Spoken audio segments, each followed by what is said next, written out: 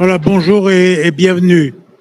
Je suis heureux de vous accueillir au nom du Cercle Entreprises et Santé, qui est dirigé et animé par Anne-Marie Devèvre, qui partage le plaisir de vous accueillir. Merci. Et notre thème est les femmes et la logistique. Et nous aimons bien traiter des sujets innovants ou qui permettent de l'innovation. Et avec la logistique, deux mots-clés nous font réfléchir à l'importance que ça a. C'est colis et palette. Alors, ce sont des mots assez vulgaires, mais l'importance du colis et de la palette ne vous échappe pas. Et dans ce secteur en développement, et où les femmes jouent un rôle et prennent des positions croissantes, c'est d'un intérêt très fort de regarder ce qui peut être fait pour que la qualité de vie au travail soit dans ce secteur, plus que tout ailleurs, idéal, si je puis dire, pour les femmes. Enfin, idéal, c'est loin, mais que peut-on faire tous les jours? Eh bien, on va le regarder sous la conduite d'Anne-Marie Devèvre avec nos intervenants que je remercie d'être là. Merci à vous.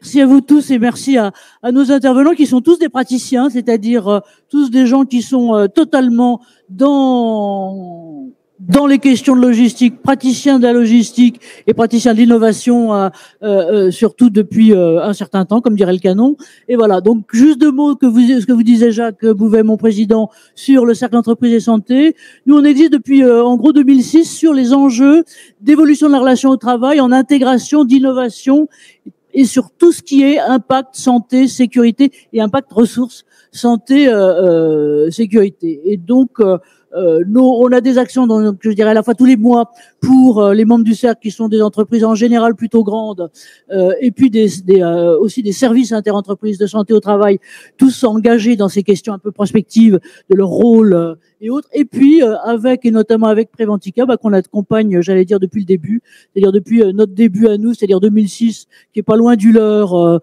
non plus, sur des conférences et des tables rondes ouvertes, toujours dans la logique de ce qu'on appelle nous des UX forums, c'est-à-dire esprit UX, c'est-à-dire esprit utilisateur, esprit terrain, et puis forum, parce que sur toutes ces questions, et plus particulièrement les questions prospectives, je dirais qu'il n'y a pas de vérité révélée, mais plutôt on progresse tous quelquefois à tâtons et pas toujours facilement pour mettre en œuvre les améliorations. Voilà, donc moi je suis Anne-Marie Devèvre, et juste ce que je voulais vous dire, c'est quelques chiffres sur le secteur. Je vois, monsieur, que vous prenez des photos, donc c'est bien. On mettra sur le site du cercle, on aura à la fois le replay séquencé, ce qui fait que si vous voulez regarder plus précisément Marie-Laure Furgala, Baptiste Truillet, Samia Bellaritra et notre presque président qui le fut avant d'un centre d'innovation logistique qui est Thomas de Drévigné, et puis mon président après. Donc on aura ça et les supports et d'autres. Voilà. Donc tout ça pour vous dire que ça c'est quelque chose. Alors c'est vraiment significatif, c'est que ça pèse presque autant que la santé en France. C'est-à-dire que c'est près de 10% du PIB. Et ça, c'est une découverte, vous allez le voir, même par le gouvernement relativement récente, de voir à quel point ce secteur est en expansion. Donc, ça pèse, en gros, plus de 200 milliards de chiffre d'affaires consolidé. Environ, rien qu'en France, au moins 1,8 million d'emplois. Et comme le périmètre est en train d'évoluer et de croître très vite, parce que beaucoup de structures, quelles qu'elles soient, se rendent compte de l'enjeu logistique et de l'enjeu innovation d'ailleurs logistique de façon tout à fait importante. Voilà. Et sur la question des femmes, alors là aussi, ce qu'on va tous regarder, Marie-Laure nous expliquera ça très bien, c'est que c'est en extrême évolution. On était, je dirais, à 9-10% des femmes, il y a encore pas très longtemps. On estime en France que on serait à 30%.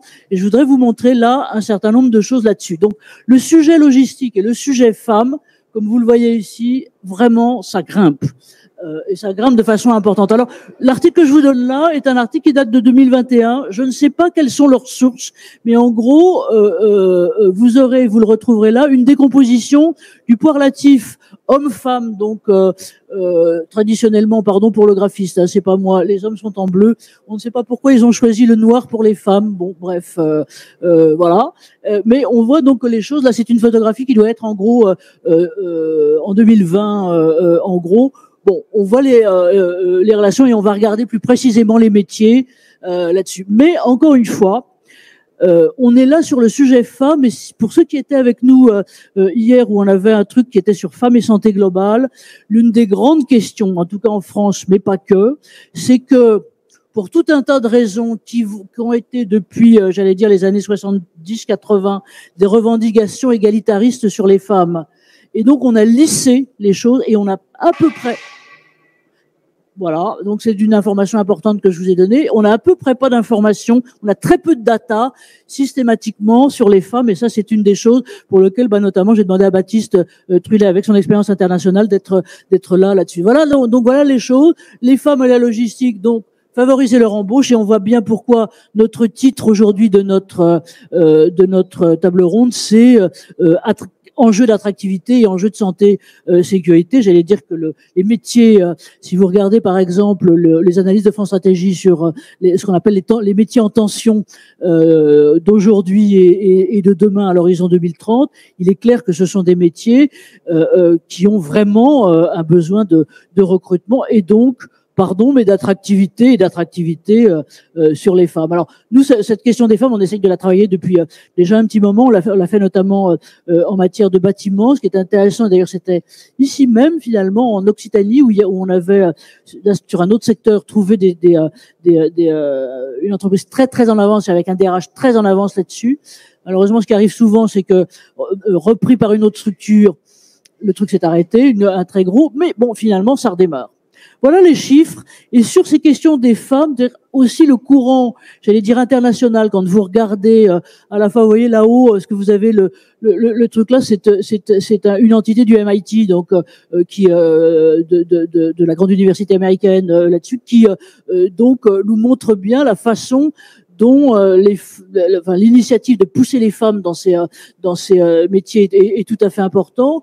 Vous avez aussi, et ceux qui ont l'habitude de nous suivre en innovation savent que par exemple un opérateur dont il faut que vous reteniez le nom, qui s'appelle Gartner, et Gartner fait mondialement des études sur les avancées, innovations et autres. Et donc il a là, et là c'est sorti, le chiffre que je vous représente là, c'est le poids, si vous voulez, en gros des femmes dans les métiers supply chain. Alors c'est beaucoup de choses, hein, supply chain, puisque ça va depuis, j'allais dire, la logistique de dernier kilomètre jusqu'à d'autres choses. Mais on voit, si vous voulez, en gros, alors c'est marrant parce que il y a des chiffres sur lesquels on a les chiffres qu'à partir de 2016 sur les femmes. Avant, il y en avait pas. Mondial, hein, là, j'ai pas les chiffres français là-dessus. Voilà. Et puis il y a des prix qui se font, donc notamment et on voit des palmarès, des portraits et autres de plus en plus souvent à l'international. Et maintenant, je crois que vous et Marie-Laure particulièrement êtes à l'initiative d'un certain nombre de choses de ce type. Autre chose qui est intéressant en France, c'est les initiatives de ce côté-là. Et puis après, je vais vous présenter nos intervenants. Alors, on a, et à tout seigneur, tout honneur, le premier est PILS, c'était le pôle d'intelligence logistique qui se trouve à Lyon, qui a été présidé, et il vient juste de passer la main, parce que c'est à PILS comme dans la présidence de la République française, c'est-à-dire qu'on peut faire 2 mandats et pas 3, c'est ça? Voilà. Donc Thomas Daudré-Vigne était le président et qui fait beaucoup d'avancées là-dessus. On a qui est représenté ici par Marie-Laure Florence Supply Chain, donc qui est aussi une initiative qui regroupe de façon très transversale un certain nombre de métiers là-dessus, et qui a une communauté de femmes dont vous nous parlerez tout à l'heure. Et puis je vous ai mis là parce qu'en France on est dans un pays, j'allais dire administratif, où la relation publique-privée est un truc tout à fait important. Ça, c'est une chose qui m'a paru importante, c'est qu'en 2019, le gouvernement, donc précédent, s'est rendu compte que le domaine logistique n'était pas suffisamment représenté, il n'avait pas suffisamment d'interlocuteurs sur toutes les questions, et les questions importantes, notamment sociales et autres. Et donc il y a une mission qui a été confiée une jeune femme qui est assez sympa d'ailleurs, par ailleurs, qui alors belle tête, hein, donc Polytechnique, inspecteur des finances, et qui a monté, donc qui a contribué à monter ce truc qui s'appelle France Logistique. Et France Logistique est en fait une consolidation d'un certain nombre d'instances, de grandes instances patronales, pour être l'interlocuteur dans tout ce qui est les négociations, y compris les négociations sociales. Là-dedans. Donc vous trouvez les chargeurs, les grossistes de France, enfin bref, tout un tas de monde là-dedans. Voilà, donc voilà en gros le contexte. Et maintenant, sur cette question plus particulièrement de enjeux d'attractivité, enjeux de santé-sécurité du secteur logistique, qui va intervenir? Alors, la première, Samia Bellaritrain, qui est, alors, c'est un truc très long, moi, je dirais, c'est responsable de la santé, sécurité, qualité de vie au travail. Allez-y. Maintien dans l'emploi, gestion du handicap, qualité de vie au travail et ergonomie. C'est tout. Et Samia, on se connaît depuis des lustres sur d'autres questions et notamment sur les questions de RPS. Mis à part, alors c'est juste, je vais la faire rougir, mais mis à part d'être une HSE ergonome tout à fait excellente, c'est une inventrice de jeux, et donc notamment de jeux de sensibilisation et de formation sur ces questions et sur les questions un peu complexes de santé mentale et de risques psychosociaux. Donc chez GXO Logistique, vous nous expliquerez tout à l'heure ce qu'il en est. Thomas Daudré-Vigné, donc monsieur le président, mais surtout le directeur des activités logistiques de BUT, parce qu'effectivement dans les questions logistiques, il y a non seulement les grands opérateurs, mais j'allais dire les grands, pour l'instant on est en plein UX, mais les grands utilisateurs qui eux-mêmes sont des acteurs moteurs tout à fait importants. Alors merci à Thomas d'être là. Thomas, on se connaît sur des questions, j'allais dire d'innovation, d'intégration des innovations. Alors on a eu l'occasion de mettre en scène, si on peut dire, les expériences très très innovantes que vous avez, notamment sur l'utilisation des objets connectés, de l'IoT, des systèmes de capteurs, on reverra là, et notamment pour rationaliser des choix d'équipements et autres. Alors on a fait aussi beaucoup de choses sur l'un de nos dada, pour ceux qui nous suivent, qui sont les exosquelettes, et donc particulièrement d'ailleurs on verra les questions des exosquelettes, adaptation aux femmes, Samia en dit, voilà. Marie-Laure Furgala, alors Marie-Laure, elle est plein de choses, et elle est à titre, alors non pas d'enseignante, mais de directrice d'un master qui est spécialisé sur les enjeux justement de supply chain et autres. Et je veux dire que je vous interviewerai à la fois, je dirais, sur vos trois axes, votre expérience passée d'opérationnel, votre expérience actuelle de directrice de master, et puis elle anime aussi au sein de l'organisation que je vous disais tout à l'heure, qui est France Supply Chain, une communauté des femmes, justement pour, vous nous expliquerez pourquoi, mais pour faire monter tous ces enjeux. Ensuite, on a demandé à Baptiste Truilla. Baptiste représente Soter Analytics. Alors Soter Analytics, pour la petite histoire, nous on les connaît depuis longtemps, depuis qu'ils existent en gros, puisque il y a quelques années, ce sont des pionniers, j'allais dire, en matière d'IoT et d'utilisation donc de capteurs sensoriels pour mesurer les efforts et les efforts physiques. Et j'allais dire l'intérêt de Soter, sans lui faire de la pub, c'est que, enfin comme d'autres aussi, c'est qu'il intervient beaucoup à l'international, et donc il y a un certain nombre de choses pour tout un tas de raisons qui peuvent être réglementaires ou culturelles diverses en France, qui rendent, je veux dire, les analyses et les indicateurs pas forcément simples. Toujours intéressant de regarder globalement ce qu'il en est. Et puis nous rejoindra tout à l'heure Philippe Garabiol. Philippe Garabiol, qui est secrétaire général du COCT, très intéressé par ces questions de femmes et santé-travail, parce que encore une fois en France, on n'est pas top complètement, si on peut dire, surtout en connaissance sur ces questions-là. Et puis les secteurs particulièrement innovants.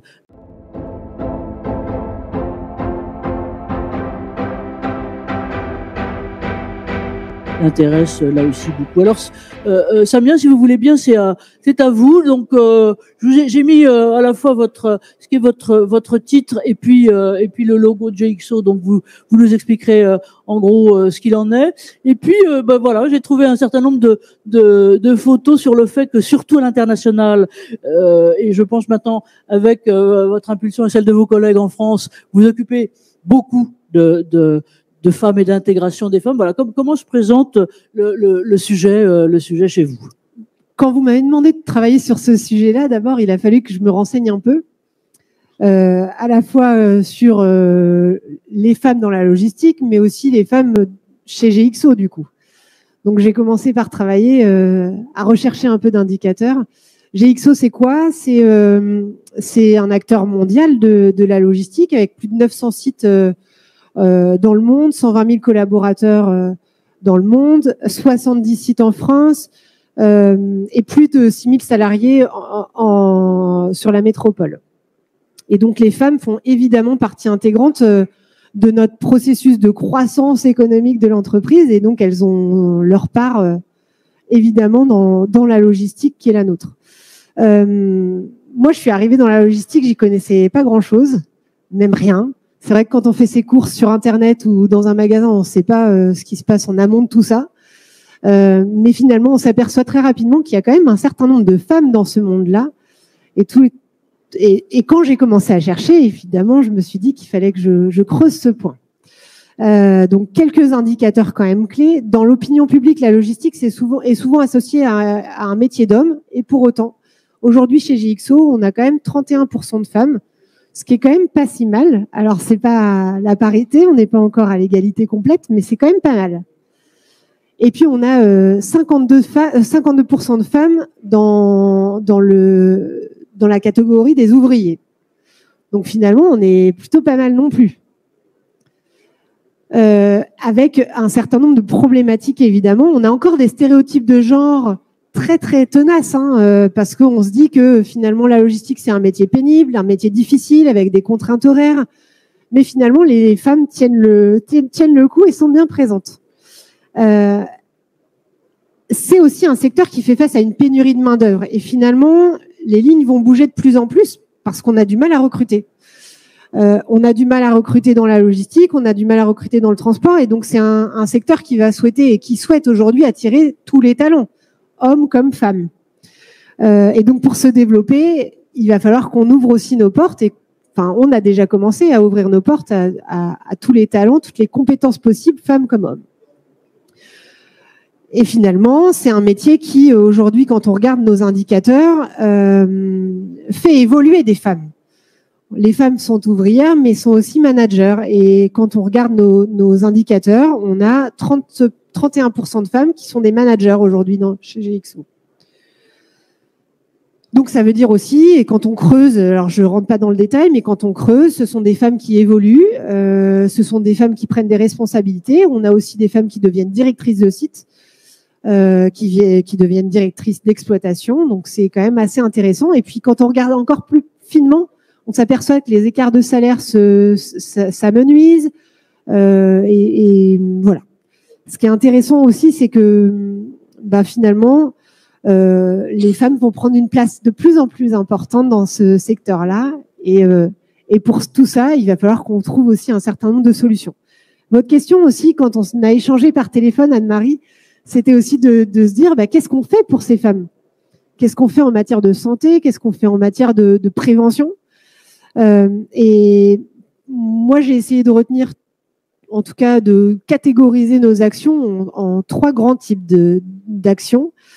Nos actions humaines et sociales, qui vont tendre à démystifier ces métiers-là et mieux les valoriser en intégrant la notion d'équilibre vie privée, vie professionnelle, en intégrant la question de la conciliation des univers de vie, en intégrant la question de l'égalité professionnelle. On vient de signer un accord qualité de vie et conditions de travail avec 2 de nos grands sites. En tout cas, Gilles est présent, mais typiquement, ces questions d'équilibre de vie privée, vie professionnelle, d'égalité homme-femme ont été abordées. On a essayé, en tout cas, de commencer à se poser les questions sur comment on fait concrètement autour de ces accords-là pour parler des femmes dans la logistique. Donc concrètement, on va parler de diversité, on va parler d'inclusion, on va parler de droits des femmes, on va faire de la communication, on va faire un certain nombre de sensibilisations, des affichages dédiés à la santé des femmes, dédiés au dépistage du cancer, dédiés à la ménopause, aux violences sexistes et sexuelles, au harcèlement. Voilà, ça c'est la première grande action. Donc je vous ai dit 3 types d'actions. Donc humaine et sociale, une action en matière d'organisation du travail pour encourager la promotion interne, pour encourager les évolutions de carrière, pour d'une façon générale prendre soin des femmes. Alors on va penser à l'équilibrage de nos lignes en co-packing, faire en sorte que justement les femmes soient positionnées sur des postes et qu'on puisse tourner. En tout cas, on va réfléchir à notre polyvalence, aux rotations de nos postes, d'une façon générale à la façon dont on va pouvoir le mieux possible préserver les femmes dans l'entreprise. Et puis, il faut savoir aussi, et c'est le 3e point, que ce secteur d'activité a énormément évolué ces dernières années, techniquement, j'entends, et on a testé énormément de choses. Des exosquelettes, on en parlera probablement après, mais on en parlera aussi avec Oscar dans la salle, mais peut-être. Mais effectivement, on a vu les choses changer avec un certain nombre d'actions techniques qui vont à la fois rendre la pénibilité des tâches en logistique plus simple pour les hommes comme pour les femmes. Voilà pour moi. Si ça vient avec effectivement le contre-effet ensuite, qui est que ce qui bénéficie aux femmes bénéficie finalement à l'ensemble. Alors j'aurais 2 questions pour vous, mais peut-être on va les réserver pour je vous les indique tout de suite. On va les réserver pour le débat tout à l'heure. C'est à la fois alors compliqué, hein, donc voilà. C'est depuis que vous êtes chez GXO sur cette question-là.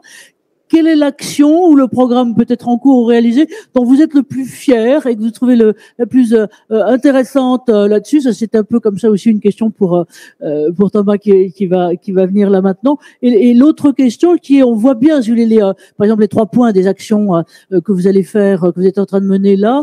À votre avis, déjà, qu'est-ce qui a bougé avec ça et c'est quoi votre objectif de ce côté-là? Voilà. Donc ça, c'était question pour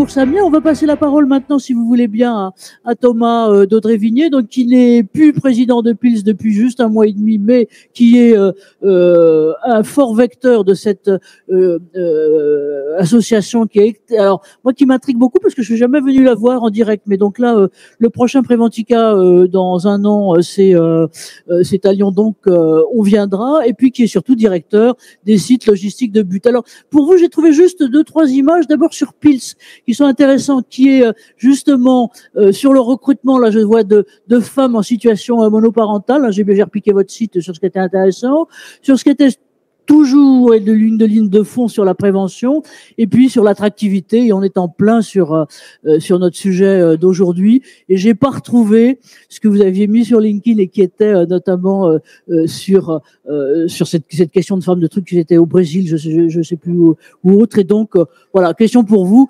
Et la parole est à vous. Alors, le PILS, c'est une association qui existe depuis 16 ans et qui regroupe tout l'écosystème de logistique, sont les chargeurs, les prestataires, les sociétés d'intérim, sociétés de services, qui maintenant a 200 adhérents et qui représente sur l'ensemble des adhérents 4 à 5 000 salariés. Alors, ce qui va vous faire sourire, c'est que l'ensemble des permanents au PILS, il n'y a que des femmes. Donc déjà, on a été pionniers. Et moi, il y a 6 ans, j'ai dit que face à la pénurie de personnel qu'on avait dans les entrepôts, la solution passerait par les femmes. Pourquoi? Parce que le métier, comme tu disais tout à l'heure, c'est un métier d'homme. Alors c'est plutôt malvenu. Et la place des femmes dans la logistique, avec mes quelques années d'expérience, les femmes sont meilleures en préparation de commandes, en précision. Et souvent, quand je donnais des cours à l'IAE, je disais que n'importe qui fait de la logistique, parce que quand vous commencez à tourner les rotations de vos yaourts dans le frigo avec la date d'achat ou de consommation, on fait de la logistique. Donc tout le monde fait de la logistique sans le savoir, et je constate de plus en plus que la place des femmes devient importante.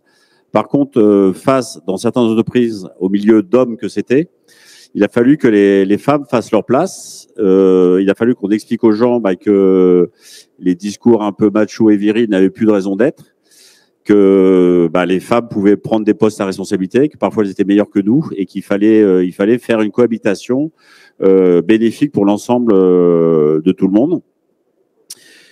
Sur But, dans les entrepôts que je gère, on est à 16% de femmes, ce qui est plutôt pas mal parce que nous, nos produits qu'on manipule sont plutôt lourds, parce que c'est des meubles à place, c'est des canapés, fauteuils et autres. Et en faisant une petite plaisanterie, toutes les femmes ne sont pas des nageuses soviétiques dopées, donc le poids des colis est quand même quelque chose d'important. Par contre, sur l'ensemble des postes où l'on peut positionner une femme, en priorité, je vais choisir une femme si j'ai des volontaires.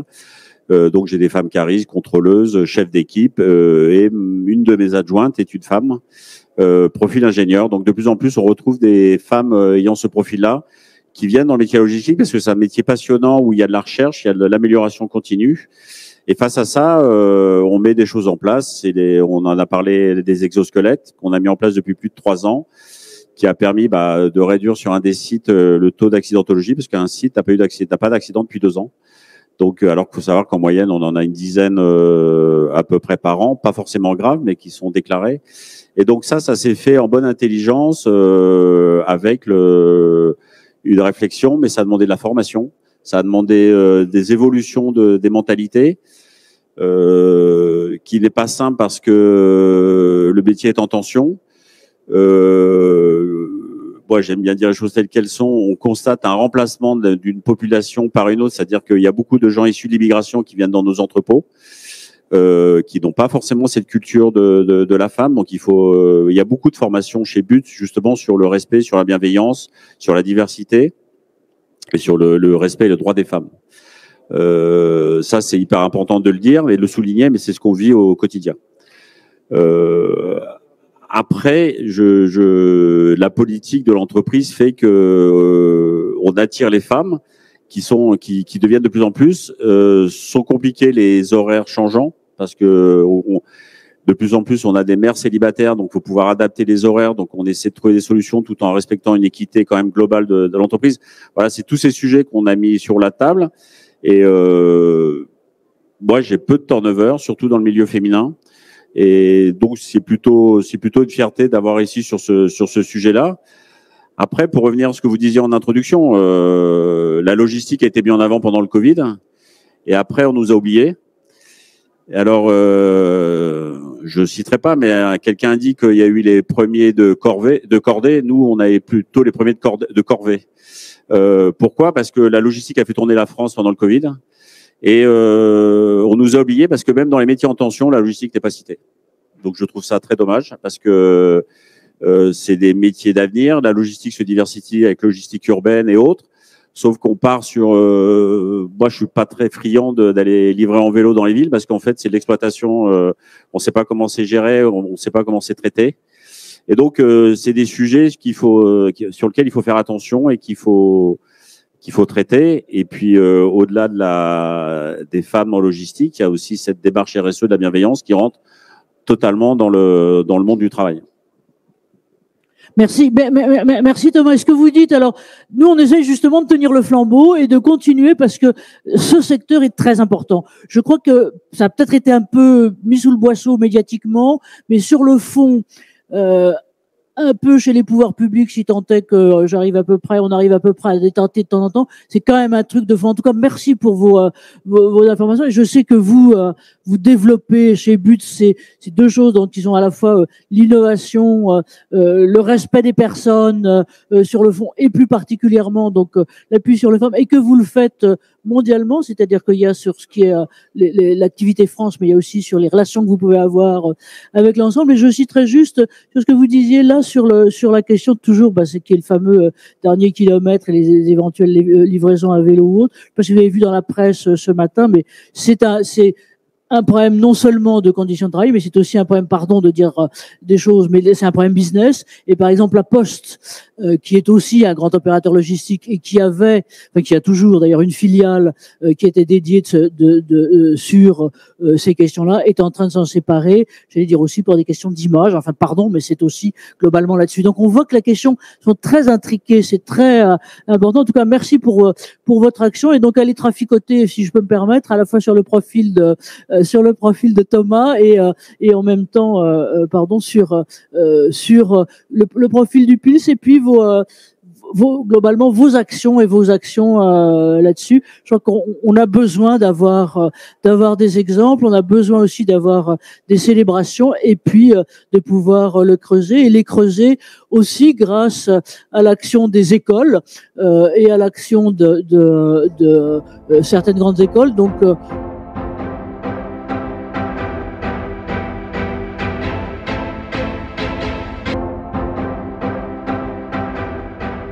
Catch que nous on connaît depuis Luce ou d'autres trucs qui étaient plutôt j'allais dire de RH et de culture, et donc là on a la chance d'avoir Marie-Laure Furgala donc qui dirige nous expliquer depuis quand ce master a été, pourquoi elle l'a créé, depuis quand ce master spécifique supply chain a été créé. En même temps elle est au COMEX de France Supply Chain à l'initiative d'un groupe de communauté des femmes. Alors, Marie-Laure, c'est à vous si vous voulez bien. Merci Anne-Marie. Donc, oui, je suis Marie-Laure Furgala, la directrice du master ISLI. L'ISLI qui a 40 ans d'existence, donc je n'ai pas créé ce master. Je sais que je ne fais pas mon âge, mais quand même. Néanmoins, je suis une diplômée de ce master. Et quand j'ai commencé à travailler, alors on parlait pas de supply chain, hein, on parlait de logistique industrielle. Pour la petite histoire, ISLI, ça veut dire Institut supérieur de logistique industrielle. Donc, ça a été créé sous l'impulsion en fait de l'État pour aider l'industrialisation de la France, pour développer en fait des métiers en lien avec l'organisation interne de la logistique dans les usines. Quand j'ai fait ce master en 96, nous étions 6 femmes sur 46. J'en ai pris la direction il y a 5 ans, après avoir travaillé donc opérationnellement en supply chain pendant près de 25 ans. Maintenant, j'ai à peu près 30% de femmes dans mon master, donc sur un niveau bac+5, bac+6. Donc, ça reprend un petit peu, Thomas, ce que vous disiez sur les niveaux d'ingénieurs. Donc, oui, ça se féminise, mais enfin, on n'est pas quand même à la parité. On en est loin et il y a un vrai souci d'attractivité, en fait, et d'image de ce secteur. Alors, je ne sais pas si je peux vous aider à changer cette image, mais je pense que je ne suis pas ce que l'on peut appeler un camionneur. Voilà. Néanmoins, quand j'ai fait l'ISLI, on nous appelait les bronzés du bras gauche. Vous voyez, donc il y a quand même nécessité de faire évoluer l'image de ce métier. Alors vous parlez de logistique, moi je vais étendre et je vais parler de supply chain, si vous voulez bien, parce que effectivement maintenant, au-delà de la logistique et de tout ce qui est lié aux entrepôts et au transport, vient se rajouter tous les pavés en amont et en aval. Et ben c'est peut-être effectivement sur l'ensemble de la chaîne que la notion d'attractivité va devoir être travaillée. Donc les entrepôts, moi quand j'ai postulé sortant d'ISLI pour travailler dans un entrepôt, j'ai clairement pas été prise au sérieux. Je me souviens encore de l'entretien de recrutement pour un stage dans un entrepôt de région parisienne. Je tairai le nom de l'entreprise par respect pour eux, mais quand j'ai postulé, on m'a dit est-ce que vous vous sentez crédible pour manager des caristes. Je vous parle de ça il y a pas tout à fait 30 ans, 28 ans. J'ai pris ma revanche. Maintenant, je les forme, ceux qui vont manager les caristes. Et même au sein de mes étudiantes, qui sont quand même 30% de la population, j'ai près de 200 étudiants chaque année, elles-mêmes ont du mal à se projeter dans un univers entrepôt. Donc, on a du chemin à faire. Ça passe par quoi? Ça passe par des mises en situation, par des visites de sites, leur faire visualiser qu'effectivement, c'est un métier qui n'est pas réservé aux hommes. Et toutes les initiatives que vous mettez en place, Salmia, dans vos entrepôts. Alors bon, j'ai visité votre entreprise précédente, donc j'ai pas visité GXO encore, mais effectivement tout ce qui est lié à l'innovation, la mécanisation, la mise en place de convoyeurs, les robots, comme j'ai pu le visiter chez LVMH, ou les armoires que vous voyez sur Internet chez Amazon. Ça, c'est une source d'attractivité pour une population féminine qui finalement se reconnaît plus dans la manutention assistée, si je puis dire, que dans des autres repos comme on a pu les connaître il y a 30 ans et qui ont bien évolué. FM Logistique nous soulignait que le passage à l'hydrogène et la recharge de ces chariots élévateurs à l'hydrogène était plus rassurant pour les femmes que la recharge des chariots élévateurs comme on a pu le connaître, parce que finalement c'est comme faire le plein de sa voiture. Voilà, donc effectivement la réduction de la pénibilité en entrepôt et dans la logistique au sens large est une source d'attractivité pour une population qui jusqu'à maintenant ne s'identifiait pas à ce métier. Maintenant, ça suffira pas. une fois qu'on a mis en place ces éléments et qui effectivement apportent une parité, comme on peut voir chez Amazon, chez LVMH ou chez des sociétés comme Sonepar qui ont mécanisé et qui ont des produits beaucoup moins lourds que ce que vous vivez chez But. Il faut aussi travailler sur l'aménagement des postes de travail pour les femmes. Alors, on peut soulever quelques initiatives, par exemple, intégrer le paiement intégral du congé maternité, voire son allongement. C'est ce sur quoi travaille Géodis au niveau monde, pour effectivement que ce soit une source d'attractivité aussi. On peut avoir des horaires aménagés, comme le fait par exemple Amazon en Allemagne pour les femmes qui sont enceintes ou qui ont des jeunes enfants, que l'on va mettre en équipe de jour et pas uniquement en équipe du matin ou de l'après-midi pour des questions d'aménagement et surtout d'équilibre vie pro et vie perso. On va parler des journées complémentaires maladie, les journées enfants. Voilà, ça c'est effectivement des choses qui sont un élément parce qu'il y a beaucoup de mères célibataires dans ces métiers également, donc ça aide effectivement à les maintenir en poste.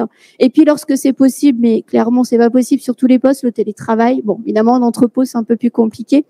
Et d'ailleurs on a bien vu durant le Covid effectivement Thomas que nous étions essentiels à la continuité de l'activité de notre territoire. Une fois qu'on a ces femmes, il faut les retenir. Et là, Salmia, je suis heureuse d'entendre dire que les inégalités salariales se réduisent. Malheureusement, moi, c'est pas ce que je constate. Voilà. Et je vais vous faire un aveu. Je sors régulièrement des études sur l'ensemble de mes diplômés, de mes anciens diplômés, pas loin de 4800, puisqu'on a 40 ans d'existence, donc on a une vraie population. L'écart salarial est réel entre les hommes et les femmes à diplôme égal. Je vous parle de bac+5. Diplôme égal, compétences égales, elles débutent leur carrière, 23-24 ans. Mes étudiantes touchent 1 300 € de moins que mes étudiants à l'embauche. Vous voyez, à l'embauche, on a déjà des écarts de salaire. Cette donnée a été validée par Michael Page qui a fait une étude plus globale.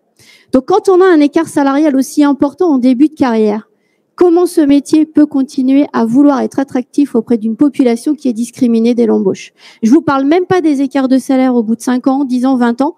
En ce qui me concerne, je vis avec mon référentiel salarial puisque je suis mariée à un diplômé de l'ISLI et je constate chaque jour l'écart salarial. Et je l'ai constaté pendant plus de 20 ans. Voilà. Donc, c'est effectivement quelque chose sur lequel il faut travailler. Avoir une politique d'équité salariale mesurable et transparente. Oui, il y a des sociétés qui mettent des grilles à l'embauche, mais manifestement pas toutes, parce que même dans les grands groupes, je constate ces écarts de salaire auprès de mes étudiantes. Il y a des parcours qu'il va falloir mettre en place pour effectivement rendre plus visible sur pourquoi pas du coaching en entreprise spécifique pour les femmes. On sait que naturellement, on a le syndrome de Cendrillon. Voilà, on boulonne et on est forcément moins visible. Donc ça fait partie des choses sur lesquelles il faut qu'effectivement on accompagne les femmes et on les aide à se développer. Des mises en avant sur des projets transverses qui leur permettent effectivement d'avoir des postes de management. Vous disiez Anne-Marie en début, la profession se féminise, oui, mais sur les postes de direction, on est moins d'1 sur 4. Donc il y a encore des choses, il y a encore des marches à aller chercher. Merci Marie-Laure, merci de l'indication des marges de progrès. Et c'est vrai que c'est aussi utile de regarder pour ça l'international, parce que je dirais qu'à la limite, il y a des pays où peut-être culturellement la place des femmes, pour tout un tas de raisons, qui peuvent être politiques, qui peuvent être géopolitiques et autres. Et je dois dire, alors là, c'est aussi des questions pour moi un peu familiales. Voilà. Oui. J'ai juste une remarque, c'est que j'ai oublié de le dire tout à l'heure. Excusez-moi. C'est que lorsqu'on embauche des femmes, je le vois sur un entrepôt, ça a tendance à apaiser le climat social. Merci là-dessus. Alors justement, je reprendrai mon propos à moi tout à l'heure, mais sur ces questions-là, vous, j'allais dire tous les trois et surtout tous les deux, je posais la question tout à l'heure de la fierté ou de l'intérêt, encore une fois, du côté porteur d'un exemple. Là, ce que nous disait Philippe, et je lui redonnerai la parole là tout à l'heure, sur l'impact social et l'impact, je dirais, sur le global du collectif, c'est bien. Vous, qu'est-ce que vous diriez, Samia? Baptiste, je vous passerai la parole après.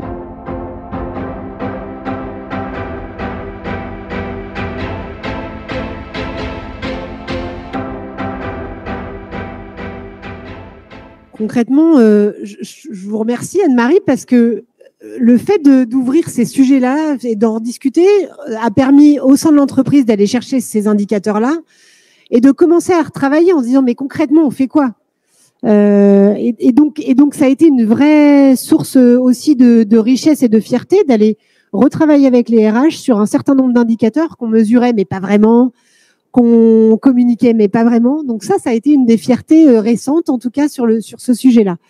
Au-delà de ça, effectivement, l'une des fiertés, c'est vraiment cet accord qu'on a pu travailler main dans la main avec les partenaires sociaux autour de qualité de vie au travail, égalité professionnelle. On n'a pas encore abouti sur senior, mais en tout cas, on sent qu'il y a des choses qui bougent et il y a des choses qu'on souhaite travailler et aller plus loin. Donc la fierté, elle est plutôt là, se dire il y a un vrai partenariat possible, un vrai échange possible sur ces questions-là et avec l'envie d'avancer ensemble. Merci Samia, parce que je dirais que c'est un peu la même chose pour nous. On avait envie globalement de faire un grand focus sur femmes et santé travail depuis un moment. Grâce à elle n'est pas là maintenant, mais elle était là hier. Vous citiez, on la cite parce que je veux dire, elle est à la fois notre mousse et notre muse. La jeune Anaïs Chorel de chez Japet qui m'a poussé, qui m'a aidé, j'allais dire, à poser ces questions-là après Ventica. Ça faisait 3 ans qu'on essayait, mais finalement ça a marché. Et donc on crée tout ça. Donc juste pour vous dire qu'on va continuer sur ces sujets avec notamment avec l'ANACT et avec les ARACT et on vous annoncera ça, je pense, dans 1 mois et demi, tout un cycle sur cet ensemble et particulièrement sur la question que vous dites qui est essentielle, c'est avoir des data, avoir des données, parce que sinon c'est de l'intuitif. Et puis donc je vous passerai la parole à tous. Vous vouliez rajouter Je veux juste compléter en disant qu'effectivement, l'une des grandes fiertés aussi de cette année 2022, ça a été vraiment de cartographier nos postes de travail pour les hommes et pour les femmes.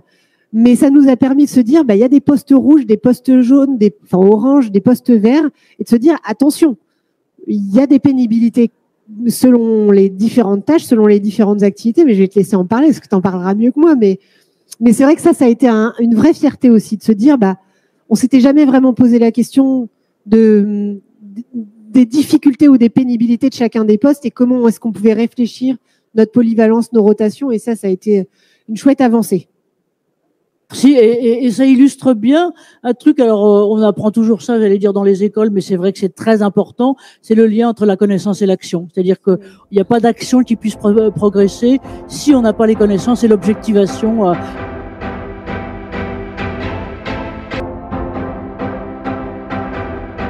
L'objectivation nécessaire. Alors, un mot, pardon, je sais que vous piaffez, mais un mot à Thomas, et puis je repasse le micro après à vous. Je dirais que chaque embauche de femme est une fierté. C'est une réussite parce que on les met le pied à l'étrier. Et encore une fois, dans nos métiers, c'est un des rares métiers où l'évolution peut être rapide avec de la formation et de la volonté. Mais il faut que ça soit de volonté de la direction.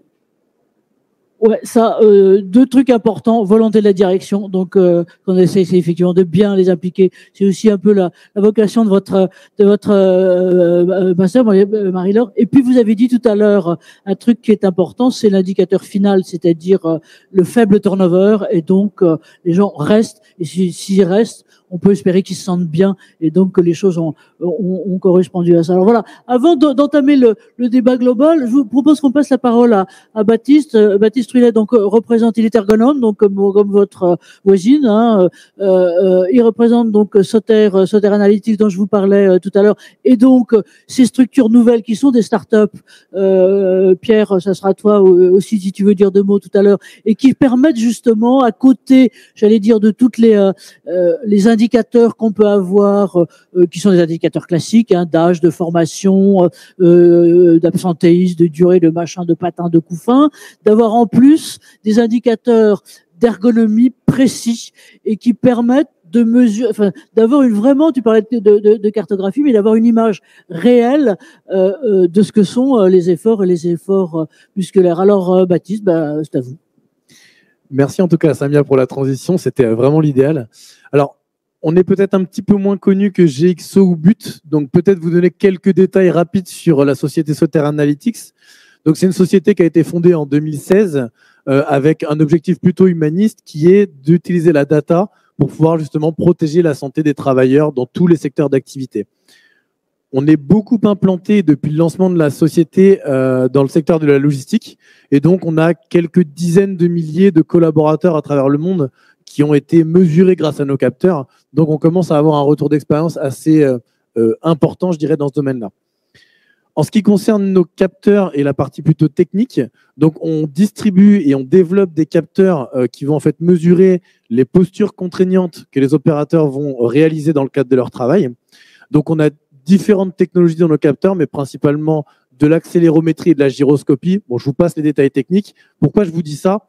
Parce que notamment, grâce à l'accélérométrie, on va pouvoir mesurer des mouvements type manutention manuelle de charge. Et on ne va pas mesurer, je dirais, des contraintes standards, mais les contraintes réelles que les opérateurs vont subir dans le cadre de leur activité. Donc, par exemple, pour une personne entraînée qui va aller à la salle de sport et qui va faire beaucoup de soulevés de terre, on va porter un colis de 10 ou 20 kilos, il y aura peu d'impact sur l'accélération du mouvement et donc pas de retour de data sur le volet contrainte physique, alors que pour une personne qui aura un entraînement moindre ou je dirais des capacités physiques moindres, on va avoir cet indicateur qui va être remonté par la captation et qui va générer une information sur la contrainte réelle rencontrée par la personne. Donc, je vous explique ces points-là parce que justement dans le cadre de la logistique, on a suivi toute cette population. Et en fait, ce qu'on s'est rapidement rendu compte, c'est qu'à métiers égaux et à environnement égaux, nos capteurs remontaient plus de contraintes en volume, environ 30%, pour les populations féminines que pour les populations masculines. Parce que les postes de travail que l'on accompagnait avec la captation de données étaient des postes de travail qui étaient conçus sur la base de standards nationaux et internationaux, que ce soit en Roumanie, en Pologne, en Russie ou aux États-Unis ou même en Australie d'ailleurs. Et malheureusement, ces standards non genrés, entre guillemets, génèrent des situations de travail qui sont plus adaptées, entre guillemets, pour les populations masculines et qui vont générer plus de contraintes pour les populations féminines. Donc nous, notre rôle dans ce cadre-là, ça va être justement d'accompagner les entreprises vers la cartographie et donc l'identification de ces situations de travail qui vont générer des contraintes réelles, mesurables, et donc de leur fournir de la data pour pouvoir pointer du doigt ces situations et mettre de la ressource en termes de prévention pour pouvoir améliorer ces situations, donc améliorer les conditions de travail des femmes et par la même occasion améliorer les conditions de travail des hommes qui bénéficient de ces captations de données et de ces actions de prévention qui sont mises en œuvre. Merci Baptiste. Alors c'est vrai que son expérience, on avait vu l'un des premiers, ça a été votre fondateur, je veux dire qu'on a fait intervenir et qui m'expliquait d'ailleurs que quand il avait monté sa boîte, c'était beaucoup sur l'international, c'est-à-dire effectivement sur l'Australie.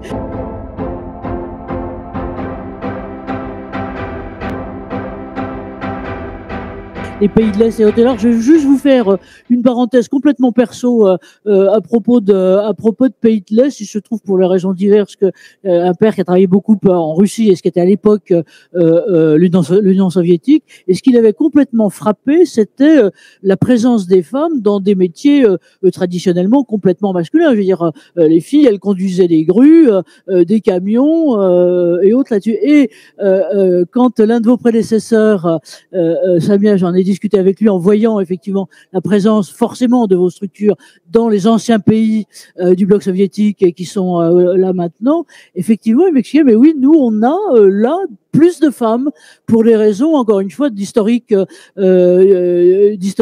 culturel. Donc, il y a aussi ces questions-là qui seront à voir. Il y a les cultures, et la culture française, elle est en gros ce qu'elle est, mais il faut aussi regarder les autres ensemble. Et on a énormément besoin, effectivement, de ces questions d'indicateurs. Alors, je sais pas si dans la salle, Pierre, toi ou d'autres, sur les questions, encore une fois, d'indicateurs et de mesures de l'effort, parce que ça, c'est un truc, alors pardon, là, je vous révèle un peu des secrets qu'on a entre nous, un certain nombre, c'est que en France, par exemple, et c'est normal, alors c'est extrêmement compliqué de mesurer les efforts extrêmes. Parce que, et c'est aussi normal, la législation du travail empêche les efforts extrêmes et donc ça n'est pas possible. Et donc, avec un certain nombre de vos homologues, on réfléchit sur, j'allais dire, des métiers qui sur le fond sont obligés de faire des efforts extrêmes. Donc c'est soit les métiers de situation de crise, et donc par exemple un certain nombre de vos homologues ont travaillé avec des pompiers, et qui là, je veux dire, quand vous êtes face au feu, vous avez il faut bien, et donc avoir des capteurs là, ça le permet. Et l'autre chose, c'est ce que vous expliquez tout au début, Baptista, ce sont les sportifs. Et un sportif, par essence, ça se défonce.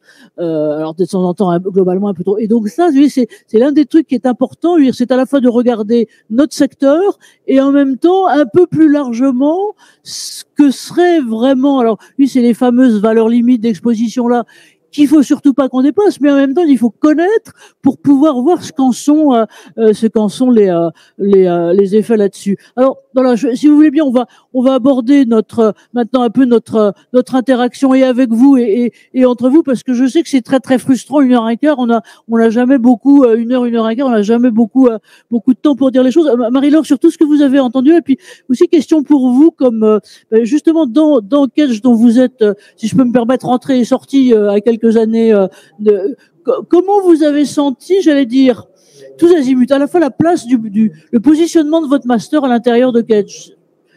Deuxième truc, les profils de vos étudiants et des étudiantes, et puis vous donniez le constat tout à l'heure en sortie que les écarts salariales et salariaux étaient toujours là. Voilà, un peu votre sentiment sur tout ce qu'on vient de se dire. Alors, le positionnement de mon master à l'intérieur de Catch, d'abord, c'est une spécialisation, la supply chain. On est dans le package gestion des opérations au sens large. Bon, jusque-là, rien d'extraordinaire. On est le support, en fait, au business. On est les premiers de corvée, comme le disait Thomas. Mais moi, je suis très fière parce que Catch a décidé, il y a 5 ans, de remplacer le directeur historique qui était là depuis 30 ans, à l'ISLI, par une femme. Et c'est une vraie décision et un vrai positionnement parce que on n'est pas beaucoup de femmes directeurs de master à Catch. Donc ça, déjà, je trouve que c'est un signal très fort qui est envoyé par l'école à la profession. Voilà, on est un master historique et certes, je suis une ancienne diplômée, je connais le métier, je connais le terrain, mais voilà, ils ont choisi de positionner une femme, donc pour établir peut-être un petit peu les choses. C'était quoi la deuxième question, Anne-Marie ? L'autre question, c'est pour vous aussi, pour vos homologues, c'est même par exemple en ergonomie, les gens qui choisissent logistique, par exemple, supply chain, tous azimuts là-dessus, c'est l'évolution des profils et aussi peut-être aussi des demandes ou des attentes, oui, un peu plus qualitatives des étudiants. Alors, l'évolution des profils au sein de master, je pense que l'élargissement à la supply chain a aidé à féminiser le sourcing de mes étudiants. Historiquement, c'était sur des profils très ingénieurs, très orientés optimisation industrielle. On est passé sur des profils avec une volonté d'avoir de l'impact. Cette nouvelle génération, elle va avoir de l'impact et elle veut avoir de l'impact sur tous les aspects de l'entreprise, mais surtout sur les aspects environnementaux. Et donc, moi, je sens effectivement une évolution dans les attentes des étudiants qui veulent aller sur des fonctions où on a un levier et on peut avoir de l'action pour effectivement avoir un impact environnemental et sociétal. Et je voudrais rassurer aussi le public dans mes jeunes étudiants. Pour eux, la supply chain n'est pas un métier genré. Donc c'est quand même bien parce que dans leur tête, ils comprennent même pas en fait qu'on pose le débat sur la table. Voilà. Donc ça, c'est positif. Moi, je le vois comme quelque chose de positif. Néanmoins, je suis toujours pas à la parité dans mon sourcing. Mais je pense que malheureusement, il faut aller chercher encore plus en amont dans la supply chain éducative, puisque de toute façon, on n'est pas dans la parité homme-femme sur la poursuite d'études supérieures. Moi, je vous rappelle que je gère un master. Donc, quand ils arrivent chez moi, ils ont déjà un bac plus 4 ou un bac plus 5. Et je finirai avec ça, Anne-Marie. Je pense que la décision qu'a pris France Supply Chain de lancer la communauté des femmes, ça va aider à rendre ce milieu plus attractif. On manque de rôle modèle. Moi, mes mentors, ça a toujours été des hommes. Dans mon expérience professionnelle, je n'ai jamais pu avoir en termes de mentoring une femme parce qu'en fait, j'étais souvent la seule femme autour de la table des discussions. J'ai été à des comités de direction où j'étais alors la plus jeune et en plus la seule femme. Bon, après, j'ai pas été du tout maltraitée, au contraire. J'en retiens que du positif. C'est vraiment le bon côté des choses. Mais voilà, avec la communauté des femmes, avec la mise en lumière des profils féminins dans ce métier, ça va aider, ça va drainer, et le secteur a besoin des femmes. On manque de bras, on manque de ressources. Merci à vous. Thomas, alors oui, on essaye quand même à cette table de pratiquer la parité. Et donc, si je peux me permettre, c'est pas toujours le cas. Hier, c'était très très marrant pour vous dire. On avait un truc sur femmes et santé globale. Alors nous, on avait essayé d'être parité là, et dans la salle, je dois dire qu'on avait un mec comme otage. Le reste, c'était que des filles. Donc, pardon. En tout cas, merci messieurs d'être là et d'être là avec nous aussi. Et donc, je m'adresse à vous, monsieur et cher Philippe. Je rebondirais sur la méconnaissance des métiers, parce que quand j'ai donné des cours à l'IAE en milieu industriel et logistique, j'avais en face de moi des étudiants, voire Bac+5, qui n'avaient jamais vu une entreprise, une usine, et donc j'ai dû organiser. Alors, l'administration française, quand vous organisez une visite avec des étudiants, mais bon, fallait le faire. Et donc, depuis, ils le font. Les femmes viennent de plus en plus, et je te rejoins parce que ils ont la supply chain en tête. Donc, ça va de chez le fournisseur jusqu'au dernier kilomètre. Et donc, dans la supply chain, il n'y a pas que la logistique pure, il y a des achats, il y a des appros, il y a du sourcing. Et donc, à ce moment-là, comme souvent les femmes sont meilleures que les hommes sur les langues, il faut le dire, et donc du coup on a plus de candidates. Après, moi ça fait, sans raconter ma vie, ça fait 26 ans que je suis à la distribution spécialisée. J'ai vu l'évolution de ce métier. J'ai vu l'évolution avant dans les entrepôts, ça sifflait, c'était graveleux, vous aviez des calendriers Pirelli ou autres, je vous passe les détails. Moi, j'ai vu l'évolution et il a fallu évoluer en même temps. C'est très difficile pour certaines personnes d'évoluer. Et sauf quand je suis arrivé chez But, moi, il y a 4 ans, il y a des salariés, j'ai dû leur expliquer qu'il y a des mots qu'on ne pouvait plus utiliser. Même des blagues qui sont anonymes au démarrage peuvent blesser. Et donc, face à ça, on a une nouvelle génération qui arrive, de jeunes qui sont motivés, quels que soient les métiers, ça peut être cariste, ça peut être chef d'équipe, responsable d'exploitation. Par contre, ils vont vite. Et le seul problème, c'est qu'ils veulent évoluer rapidement et on n'a pas forcément, nous, c'est pyramidal. Hein, donc, il y a un moment, à part tuer le chef, je vois pas comment ils peuvent faire. Et donc, notre rôle, c'est de les former et de accepter qu'ils s'en aillent pour évoluer vers d'autres entreprises. Mais moi, je suis content parce qu'au bout de 25 ans, j'ai enfin une adjointe responsable d'exploitation qui est brillantissime et qui vient des projets. Et donc, voilà, elle a choisi le côté obscur de la force de venir dans l'exploitation. Mais moi, tous les jours, je bénis de l'avoir recrutée parce que c'est un plaisir de travailler avec elle. Et responsable de projet, pareil, est une femme. Et comme je dis vulgairement, c'est du jus de cerveau qui nous fait grandir, même moi à mon niveau, mais qui tire les autres vers le haut, quoi. Je suis assez d'accord et je peux. Tu peux, mais tu dois. Non, mais je suis assez d'accord et je trouve que les modes de management sont différents. Les façons de manager sont pas les mêmes. Peut-être, alors, je sais pas si ce sera un stéréotype, hein, mais en tout cas, moi, ce que je constate, c'est qu'effectivement, les façons de manager sont différentes entre les hommes et les femmes.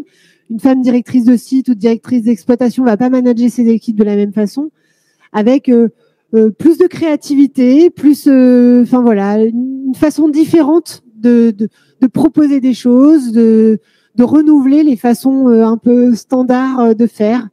Et puis avec effectivement au cœur de ce management le fait que des comportements sexistes sont plus possibles. Enfin voilà, il y a eu énormément de sujets qui ont été posés sur la table en se disant en fait ça c'est plus possible. On n'est pas encore au stade des formations, on en a fait quelques-unes, mais il faut que ça change effectivement sur certains comportements douteux au sein de l'entrepôt. Et je pense que les femmes le poussent ça. Enfin, je ne sais pas ce que vous en pensez du coup. Et culturellement aussi, parce que comme je vous disais, on a des gens issus de l'immigration et il faut expliquer à un gars que c'est sa responsable et que quand elle lui dit bonjour, il tourne pas le dos, quoi. Donc ça fait partie aussi des valeurs à enseigner. Et qu'il faut serrer la main et que. Alors juste un petit commentaire, Salmia. Il a été démontré que le management, il n'est pas genré en fait, mais il est lié à la personnalité. Voilà, je vois dans la salle. En fait, c'est une des discussions que l'on a eues, notamment dans le dernier webinaire de la communauté des femmes. où je suis un petit peu gratte-poil et je leur demande si effectivement elles ont l'impression de manager différemment. Et les deux personnalités, rôle modèle, profil inspirant m'ont répondu. Donc Latifa et Laetitia m'ont répondu que en fait le management il est pas genré, c'est juste lié à la personnalité. Mais effectivement, par contre, il y a des choses qui ont été mises sur la table. Voilà. Mais une femme manage pas différemment. On a juste peut-être une approche et un angle d'attaque différent. Et heureusement. Et par contre, il faut pas non plus aller chercher l'extrême. Il faut vraiment de la mixité. Voilà. Il faut de la mixité, il faut de l'équilibre et il faut de la mixité. Plutôt genrer, plutôt genrer les indicateurs que les esprits comme ça dont ça peut donner des trucs zarbi, d'accord. Alors moi j'aimerais bien qu'on revienne et tu perds pas ton idée, mais c'était une question pour toi Samia. J'aimerais bien qu'on revienne à la question que vous avez tous les deux évoquée là, qui est la formation et la formation des opérateurs sur lequel vous êtes opérateurs, opératrices. C'est marrant parce que juste par parenthèse, moi je suis grammairienne d'origine et donc initialement en français classique, le genre, le masculin avait cette grande avantage d'être neutre en même temps. Et donc, voilà, parce que c'est pas comme en allemand, il y avait des trucs. Donc, on se posait pas ces questions métaphysiques. Mais bref, opérateur ou opératrice, quand vous êtes, vous, dans les formations, je veux dire, l'un comme l'autre, comment vous avez vu évoluer les choses? Comment vous faites? On voit bien, Thomas, l'accent que vous mettez sur la bienveillance, les impacts qui sont, je dirais, aussi bien pour l'ensemble du collectif, et notamment les hommes, que les femmes et autres. Ça vient à vous. On a mis en place un certain nombre de formations, notamment sur les risques psychosociaux autour d'un jeu. Et on aborde la question du harcèlement moral, la question du harcèlement sexuel. On aborde ces sujets-là en faisant des jeux de rôle, finalement, des mises en situation. On essaye de mettre au cœur de ces petits jeux des scénarios que l'on retrouve généralement régulièrement dans les entrepôts et qui vont générer des tensions et qui vont générer des problématiques, en fait. Donc c'est vrai que ces formations-là, elles sont assez riches et intéressantes parce que autour de la table, il y a et des femmes et des hommes et qui vont commencer à débattre entre eux en disant mais oui, ça nous arrive tout le temps en fait de recevoir la petite blague de Michel qui pour lui est une blague somme toute facile et simple, mais qui peut être perçue sur un moyen ou long terme assez péniblement par la femme. Un peu pénible, ouais. Alors, note pas pénible, Baptiste. Alors, ne faisant pas partie du monde de la logistique, j'aborderai pas les notions d'organisation, de management, ce genre de choses. J'en ai pas la légitimité. En tout cas, pour passer beaucoup de temps dans des entrepôts logistiques, dans l'accompagnement de nos clients, on se rend compte de l'évolution des métiers, on se rend compte de l'évolution technologique des métiers de la logistique, et on y contribue d'ailleurs par notre humble accompagnement. Et ce que l'on constate, c'est que des métiers comme des préparateurs de commandes ou des caristes, aujourd'hui bénéficient de tout un tas de nouvelles technologies, et tu l'as un petit peu abordé tout à l'heure, Samia, mais que ce soit de la cobotique, des AGV, ou de la réalité augmentée, ce genre de choses, c'est tout un tas de nouvelles technologies qui viennent alimenter des métiers qui sont vraiment perçus comme des métiers physiques, des métiers d'hommes, et qui permettent au final aujourd'hui de limiter les contraintes et de permettre à des femmes ou à n'importe qui d'ailleurs de pouvoir effectuer ces métiers dans les meilleures conditions en réduisant la pénibilité et en faisant en sorte qu'on protège la santé des salariés. Donc cette évolution va clairement dans le bon sens et la technologie y contribue, et c'est le mot que je voulais un petit peu apporter avec ma casquette New Tech. Merci Baptiste. Oui, vous hésitez pas, je saute souvent sur le micro, mais vous aussi, hein, questions, remarques et autres. Et puis le chat là-bas, s'il a des choses à dire, on l'appelle aussi. Oui, l'un des trucs qui me frappe là-dessus sur ces interventions, sur ces formations. Ah, il y a quelqu'un qui veut me poser une question. Je vous pose là, attendez, le micro. AGV, qui n'est pas un AVC, hein, pardon. Non, les AGV, vous savez, c'est les robots en fait qui vont manipuler des colis ou des palettes d'un point A à un point B en automatique. Donc c'est des nouvelles technologies de cobotique qui vont justement bien s'intégrer dans le domaine de la logistique.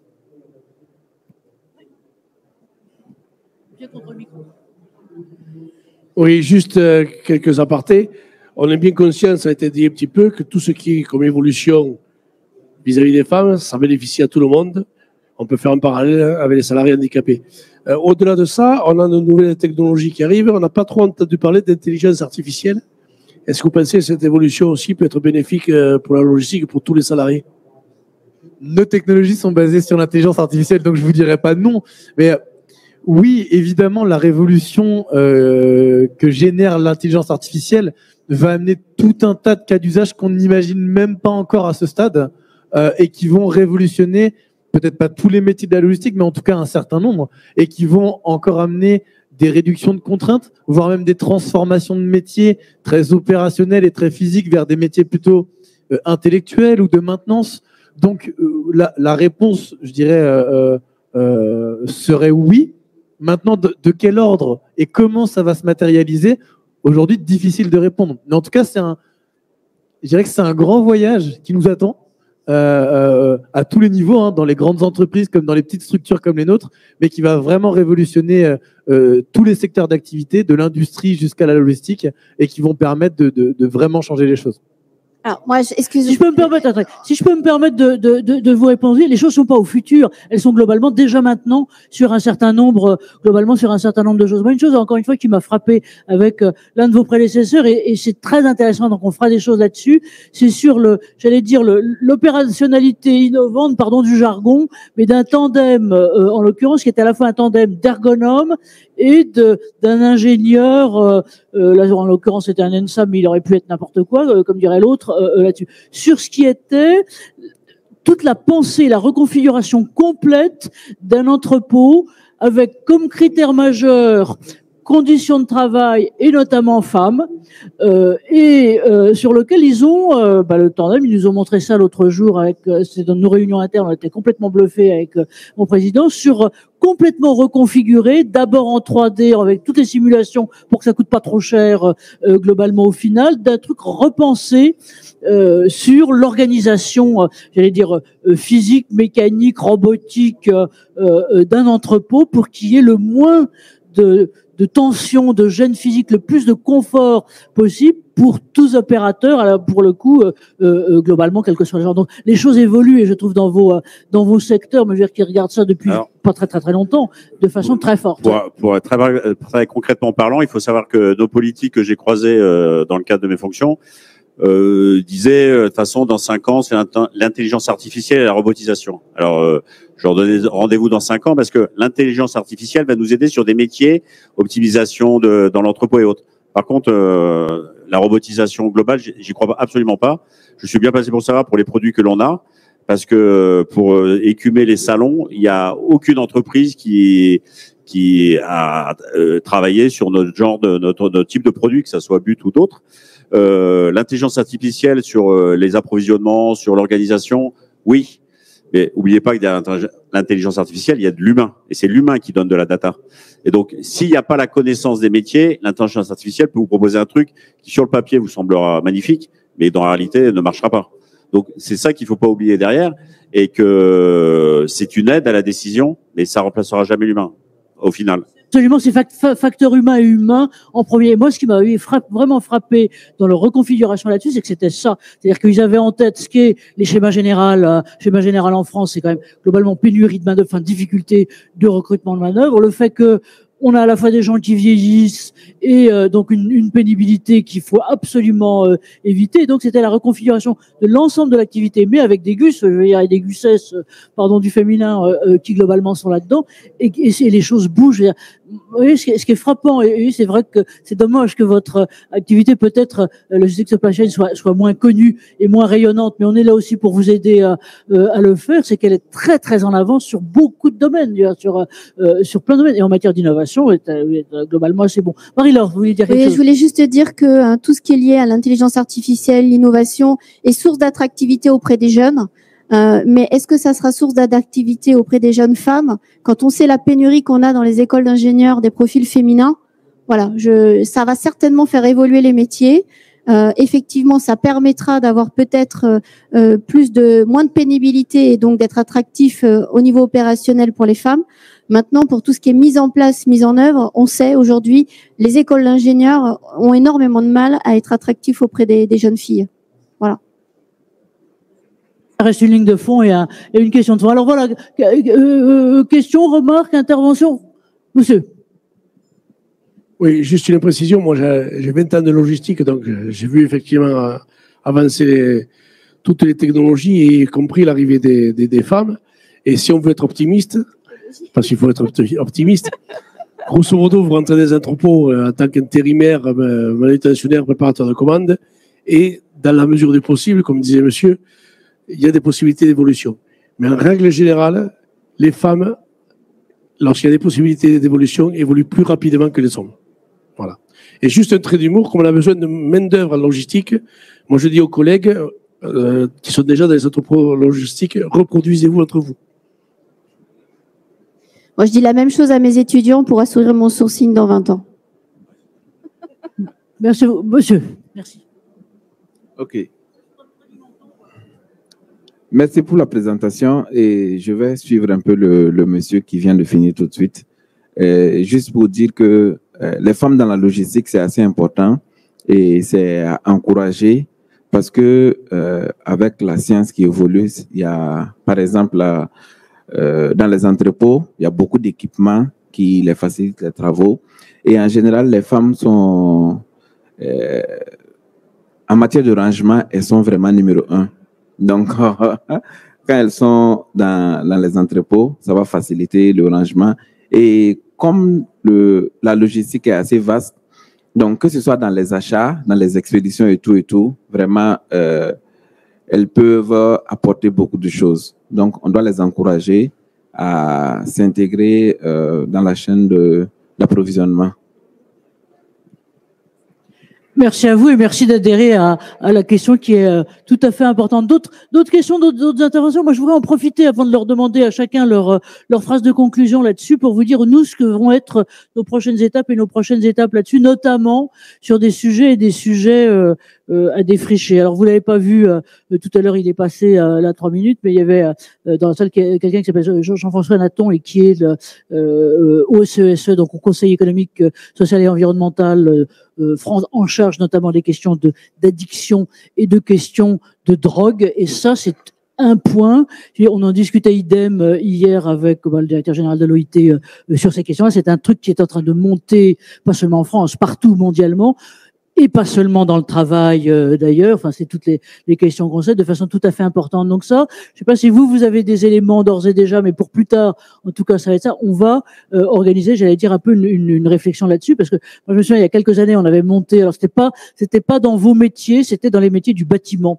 Et là je me souviens, c'était marrant, d'une espèce de pugilat, quasi pugilat, absolument homérique dans une fac, c'était la fac de médecine de d'Amiens globalement pour vous dire les choses, où déjà on organisait ce type de truc et j'avais d'un côté alors on avait quelqu'un qui était très bien, qui était la prof de médecine du travail et autres plutôt de type universitaire, et puis un certain nombre d'experts et qui disaient mais non, on ne peut pas forcer à faire des tests quotidiens ou pas à nos opérateurs.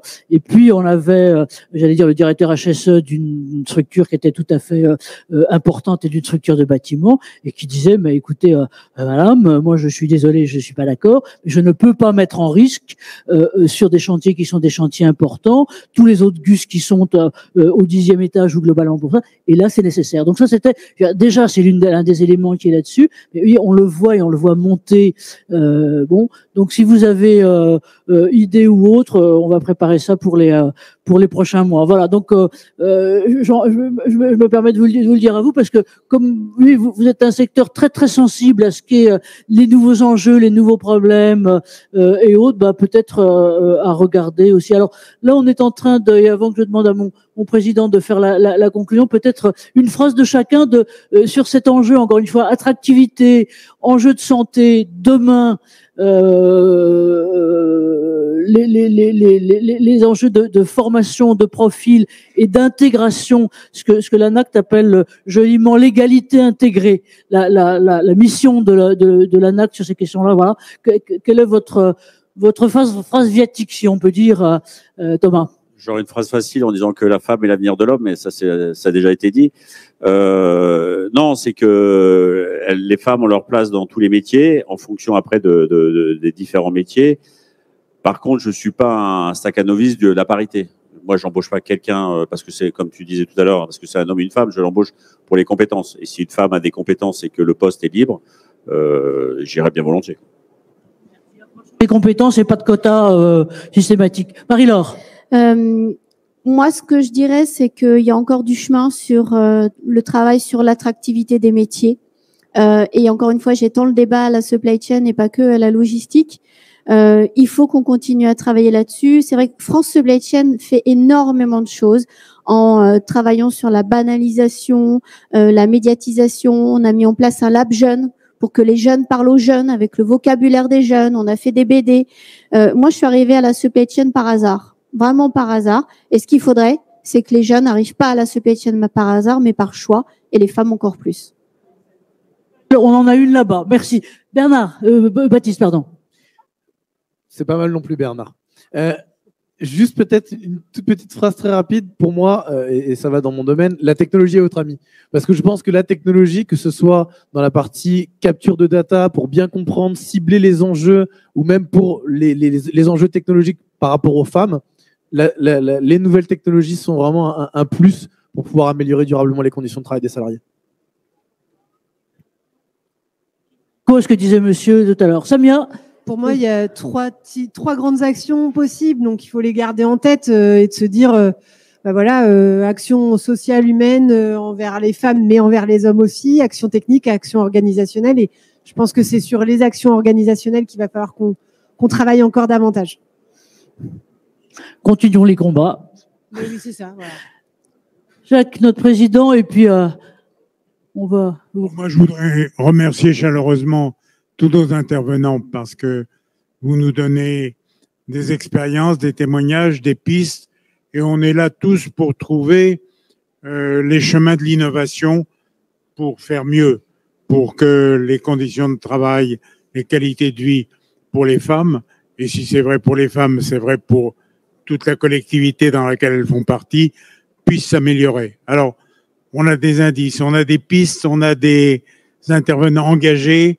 Merci à vous d'avoir témoigné. Et merci à Anne-Marie d'avoir piloté notre débat. Et merci à vous tous. Je vous propose de les applaudir si vous voulez bien. Merci, un grand merci à vous.